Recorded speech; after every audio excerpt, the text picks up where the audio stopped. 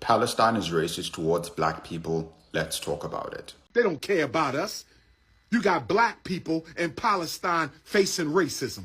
You better go do your research. What about our African brothers and sisters in Palestine who are suffering racism at the hands of the Palestinian? I don't believe a single word coming out of this woman's mouth. Not a single word. Unless we can hear from the black people involved, I do not care. Welcome back to the channel. Today, we're diving into a story that's gaining serious traction across social media and political spaces. A growing feud between Palestinian Americans and Black Americans. Accusations are flying from both sides. While some Palestinians claim Black Americans are being insensitive to the plight in Gaza, many Black Americans are calling out anti-Black racism within Arab communities and questioning Palestinian political loyalties in the EU. Before we get started, big thanks to all our subscribers and returning viewers. If you're new here, don't forget to like, comment, and subscribe to stay updated on stories mainstream media won't touch. Credit goes to the brave creators, organizers, and cultural critics, especially Black Palestinian voices, who've been speaking out despite backlash. Your voices are shaping this national conversation. What started as frustration around you, foreign policy and the genocide in Gaza, has exploded into something deeper. An unspoken tension now laid bare. The topic of solidarity between Black folks and Palestinians has existed since the inception of the State of Israel and the Nakba, and the issue of Black and Palestinian liberation not only mirror each other but are inextricably linked in their histories. Support for the freedom of Palestinians has been an element of the Black Panther Party, of the Black Lives Matter movement, of the ending of apartheid in South Africa. Nelson Mandela, after his release from prison in 1990, embraced Yasser Arafat. In 1997, he said, "We know our freedom is incomplete without the freedom of Palestinians." In the 1950s, Malcolm X was one of the first Black Americans to show support for the Palestinian cause and said Black Americans would show complete sympathy with the Arab cause. Several months before his assassination, he visited the Gaza Strip and was completely critical of Israel. The Black Panther Party considered Black Americans to be internally colonized and stated that Black Americans and Palestinians were essentially treated as third world peoples who were oppressed by colonialism and imperialism together.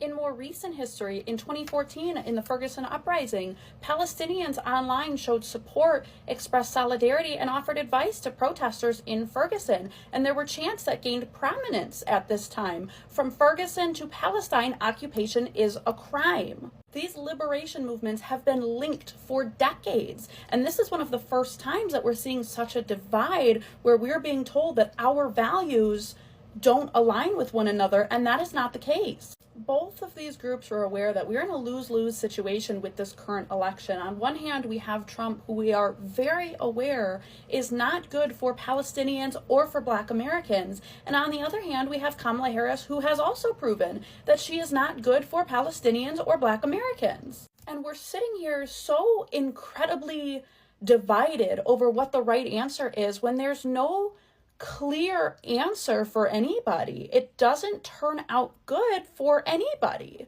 I mean, I have seen so much division on this app in the last couple of days. I think we need to sit down and have more open and honest conversations about how this election cycle impacts different minority communities. What they are afraid of is our unity. And we talk so much about harm reduction. I think the most harm reductive thing we could do is put our collective voices together and use them to pressure her campaign to actually vote in the interests of the American people, to adopt policies that we want to see on our ballots, rather than just blindly following her platform as it is currently. We can say we intend to vote for Kamala Harris, but demand that she do better for Palestinians and for Black Americans.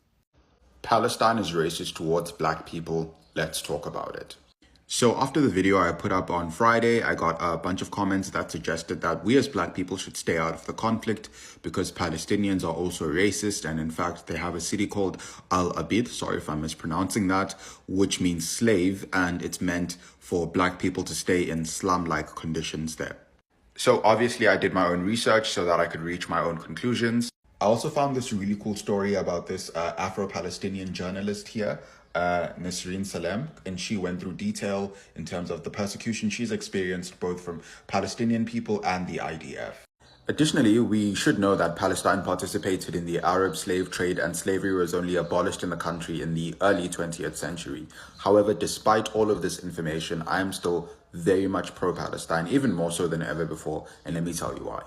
If you care about Afro-Palestinians, Black people living in Palestine, then you'd understand that they are going through a genocide by way of the Israeli government, and they are also experiencing discrimination from their Palestinian peers as well as Israelis as well.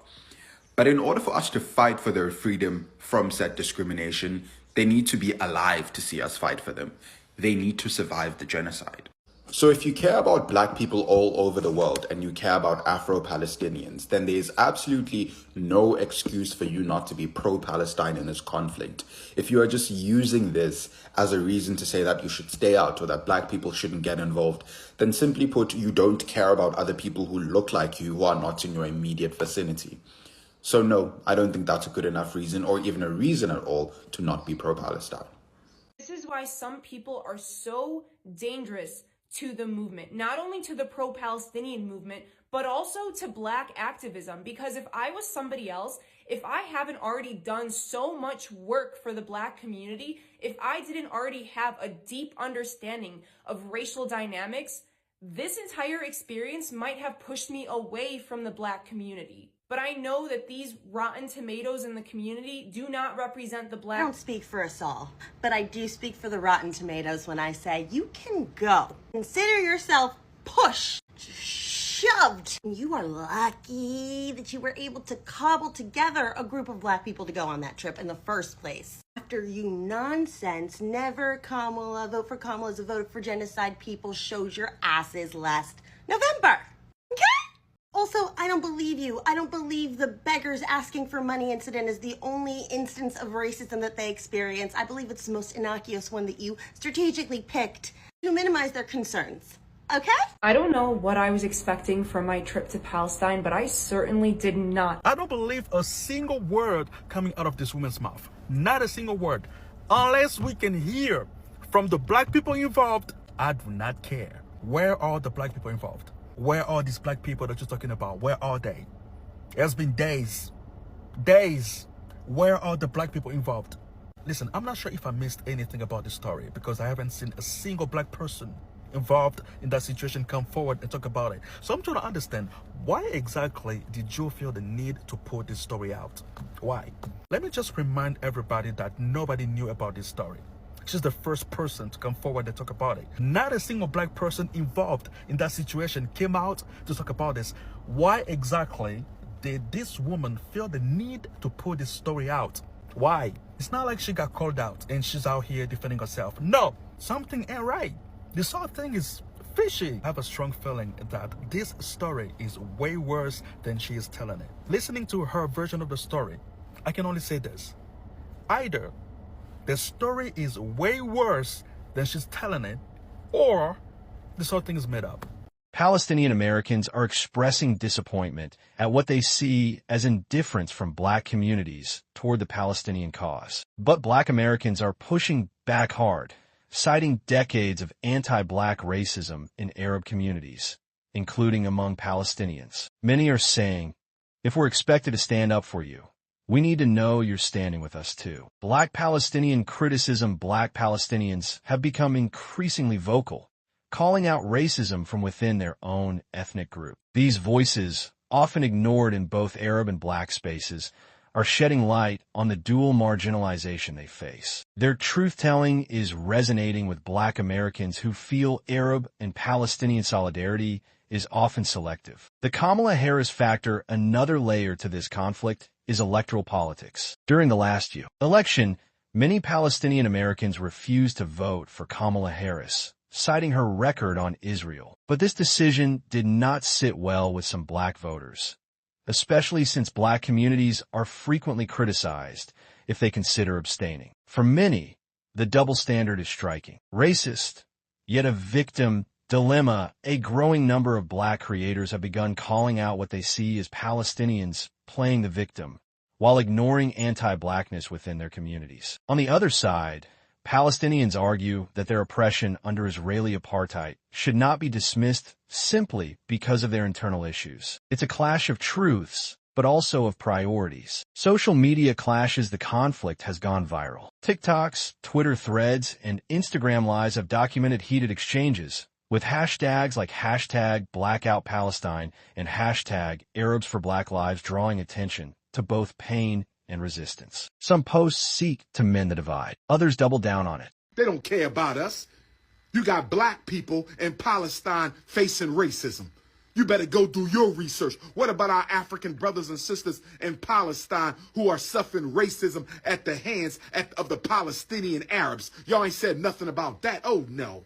Oh, no. You come to the wrong place for that. And see what we fail to realize as African people. What we fail to realize as African people is when you start paying attention to other people's struggle, you give the whole world permission to ignore your problems.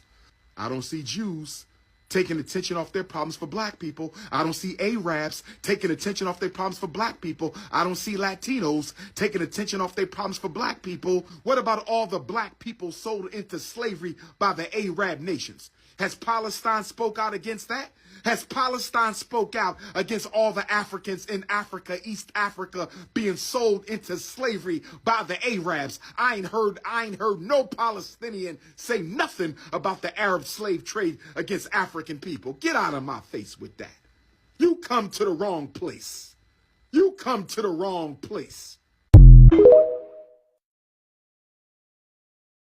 I think some of you might as well just go to the CIA website and go to the career section, jobs.gov or whatever, because this whole black people versus Palestinians again, just go ahead and get paid for it, because I'm tired. I'm so fucking tired. So I see a lot of Palestinians out here on social media talking about black people. Now my question is, why I don't see no Arab nation talking about y'all or trying to help y'all in your predicaments? So let me just say this. Black folks, let's stay in our lane. Let's leave these people alone. You know what I'm saying? Let them not have anything to bring your name in their discussion or in their issues. Amid the division, a small but determined group of activists from both communities is pushing for honest dialogue. They're calling for mutual accountability, not just political alliance, but real reckoning with racism, silence, and loyalty. It's not easy, but some believe it's the only way forward. Thanks for watching. If this video challenged your thinking or opened your eyes, drop a comment below. We want to hear your thoughts, especially if you've experienced or witnessed these tensions firsthand. Again, shout out to the creators, especially those speaking from lived experience. Your courage is the reason these conversations are happening. Keep speaking up, keep asking hard questions, and remember, solidarity doesn't mean silence. It means standing together with honesty. Until next time, stay informed, stay loud, and stay unapologetic.